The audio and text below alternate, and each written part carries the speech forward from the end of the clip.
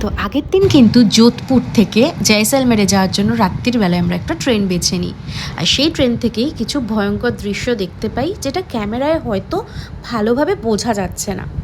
তো আমরা কিন্তু রাত্রিরে 4টে-5টা নাগাদ পৌঁছে গেছিলাম জয়সলমেরের হোটেলের দিকে, মানে যেটা মেন সিটিটা ছিল। সেখান থেকে আমরা পরের দিন, মানে ওই পুরো গোটা দিনটার জন্য আমরা বুকিং করেছিলাম গোল্ডেন স্টার ডেজার্ট ক্যাম্পে জয়সলমেরের। তো সেটার জন্য ওখান থেকে আমাদের টেন্টের উদ্দেশ্যে যাওয়ার গাড়ি পাঠিয়ে দিয়েছিল ওরা। এবার আমরা কিন্তু চলে এসেছিলাম আর ছোট করে একটা ব্রাঞ্চ সেরে নিয়েছিলাম এখানকার স্পেশাল থালি, যেটা যোধপুরে ছিল। সেই টেস্ট হয়তো এখানে আর পাইনি, কিন্তু সত্যি কথা বলতে ওর থেকে কিছু কমও ছিল না। যাই হোক, এই যেতে যেতেই কিন্তু রাস্তায় অনেক শুকনো রেত বা মরুভূমির মতো অঞ্চল দেখতে পাচ্ছি। এই সব জায়গাতেও কিন্তু বিভিন্ন রকমের অ্যাক্টিভিটিস হয়, প্যারাসিলিং, তারপরে প্যারাগ্লাইডিং, আরও জিপ সাফারিজ, অনেক কিছু হয়, এটিভি রাইড। বাট আমরা এখানে কিছু করিনি, কারণ আমরা অলরেডি ক্যাম্পের দিকে যাচ্ছিলাম। আর ওই যে দূরে দেখতে পাচ্ছ পাখার মতো, কী বলো তো? তোমরা অবশ্যই কেউ জেনে থাকলে কমেন্ট করো। যাই হোক, আমরা কিন্তু প্রায় চলে এসেছি। এখানে আরও প্রচুর ক্যাম্প ছিল, কিন্তু আমরা যে ক্যাম্পটা বেছেছি সেটা কিন্তু one of the most best and famous ছিল। আর এই যে ধীরে ধীরে বলতে বলতে কিন্তু আমরা অলমোস্ট চলে এসেছি। আর যারা যারা অ্যান্সার দিতে পারোনি যে ওই পাখার মতো ব্লেড ঘুরছিল ওগুলো কী, ওগুলো কিন্তু আসলে ছিল বায়ু বিদ্যুৎ। মানে ওইগুলো দিয়ে কিন্তু বায়ু বিদ্যুৎ তৈরি করা হয়, মানে এয়ার কারেন্ট। এই যে আমরা কিন্তু মরুভূমির ভেতরে প্রায় চলেই এসেছি, বুঝতেই পারছো। এই আমাদের হচ্ছে গোল্ডেন স্টার ডেজার্ট ক্যাম্প।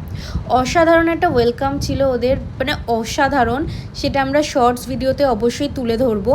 আর এরপর কিন্তু চলে এসেছি ভেতরে। এই দিকটা ছিল আমাদের চেক ইন করার দিক, আর আমরা এখানে নিয়ে নিয়েছিলাম লাক্সারি কাপল টেন্টটা, মানে যেটা সব থেকে বেস্ট ছিল এখানে। এই যে দেখতেই পাচ্ছ, অভিষেকের মুখের হাসিটাই বলে দিচ্ছে, কারণ ও কিন্তু জানতো না আমি কোথায় কি বুকিং করছি না করছি। সম্পূর্ণ এটা ছিল ওর কাছে একটা সারপ্রাইজ।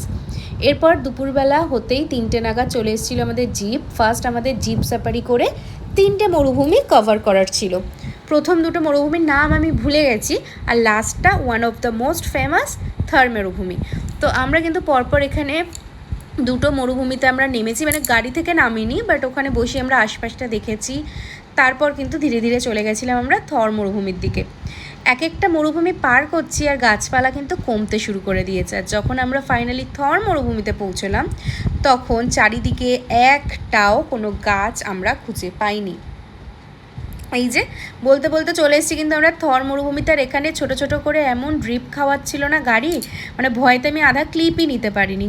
যাই হোক, ওখান থেকে নেমে আমরা এটিভি রাইড করে নিয়েছিলাম, আর তারপরে এখানে তুলছিলাম আমাদের ফটো ভিডিও, আর প্রচণ্ড এনজয় করছিলাম, কারণ আমাদের জীবনে এটা প্রথম রাজস্থানে আসা।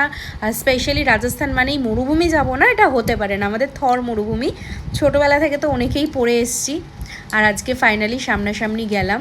তো তোমাদের সাথে আমি তুলে ধরেছি আমরা এই জায়গাটা, আমাদের পুরো ক্যাম্পটা আমরা একটা আলাদা ভিডিও করব। আর এই যে রাত্রির বেলা ক্যাম্পে কিন্তু তৈরি হচ্ছিল বিভিন্ন রকমের কালচারাল প্রোগ্রাম। এখানে গান হচ্ছিল, নাচ হচ্ছিল, তারপরে এখানে বিভিন্ন রকমের বাদ্যযন্ত্র দিয়ে আমাদের এন্টারটেন করা হচ্ছিল। আর এক একজনের নাম ডেকে ডেকে তাদের নাম নিয়ে বিভিন্ন রকমের কালচারাল অ্যাক্টিভিটিস করা হচ্ছিল, ট্রোল করছিল। আর সব শেষে আমরাও ওদের সাথে যুক্ত হয়েছিলাম।